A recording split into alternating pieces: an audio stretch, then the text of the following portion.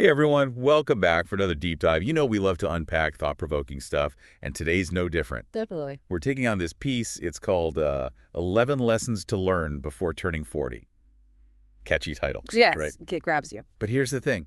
Don't get hung up on the age thing. This isn't some midlife crisis manual. No, not at all. These lessons, they're like wisdom nuggets for anyone. Whether you're, I don't know, 25 or 65, wanting more out of life. Absolutely. It's about maximizing any stage you're at. Exactly. So let's jump right in. The first few points, they're all about time and how we use it. Like lesson 1, this one hit me hard. It says spending time alone. It's not selfish, it's self-discovery. That's powerful. But in today's world, right? Yeah. Always connected, always on. How do we even find that alone time? Yeah, that's the challenge, isn't it? We're bombarded with information, notifications, people wanting our attention, but finding time to just be with yourself. That's key.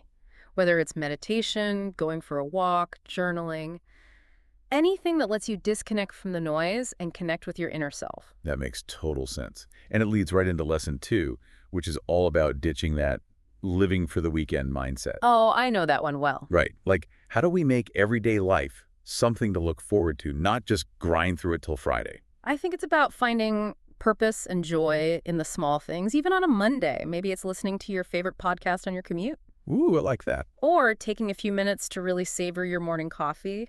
Little things can make a big difference. So true. And it's all about being intentional, right? Choosing where our energy goes.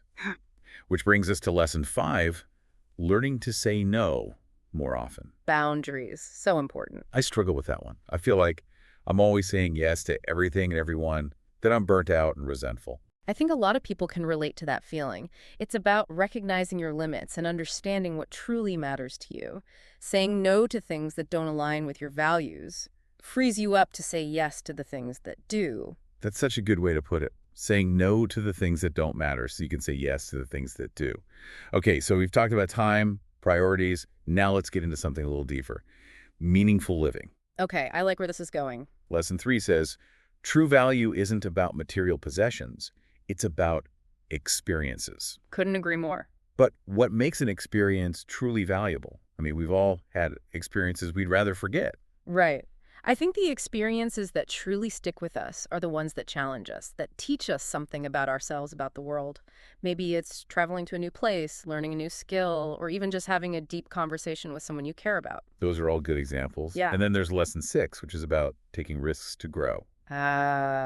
Yes, stepping outside that comfort zone. It's easy to get stuck in a rut, doing the same things day after day. But how do we know which risks are worth taking? That's the million-dollar question. It's about being intentional and thoughtful. A good risk should align with your goals and values. It could Right. be starting a side hustle, going back to school, or even just speaking up about something you believe in. It's about pushing ourselves. Yeah. Right. Definitely. But in a way that feels aligned and authentic, not just reckless. Okay, so we've covered time, meaningful living. Now let's talk about something a little less glamorous, but equally important. Let's hear it. Long-term well-being. Lesson 4 is all about health, and not just the six-pack abs kind of health. Right. It's about taking care of your whole self, inside and out. So beyond diet and exercise, what are some things we should be focusing on as we get older? Sleep. So many people underestimate the importance of good sleep. It impacts everything. It really does. Also, mental health. It's okay to ask for help if you're struggling. And building strong relationships, surrounding yourself with people who support and uplift you. Which ties in perfectly with lessons 8 and 10, right? Strong friendships and understanding money. Both are investments in your future. Absolutely. And they require similar things like attention, nurturing, and a willingness to learn and grow. Just like you wouldn't ignore your finances and hope they magically work out, you can't ignore your relationships and expect them to thrive. Such a good analogy. You know, this reminds me of a friend who was so hesitant to hire a financial advisor. He thought it was a waste of money. I've heard that one before. But finally, he took the plunge, and it was like a weight lifted off his shoulders. Yeah. Not only did it help him manage his money better, but it also gave him peace of mind. That's a great example of how investing in yourself can pay off in unexpected ways. Exactly. Okay, you ready for a little shakeup? Bring it on. Lessons 9 and 11 are all about embracing change and being adaptable. Stop waiting for the perfect moment, they say, and be open to adjusting your goals as you go. Life is full of surprises, right?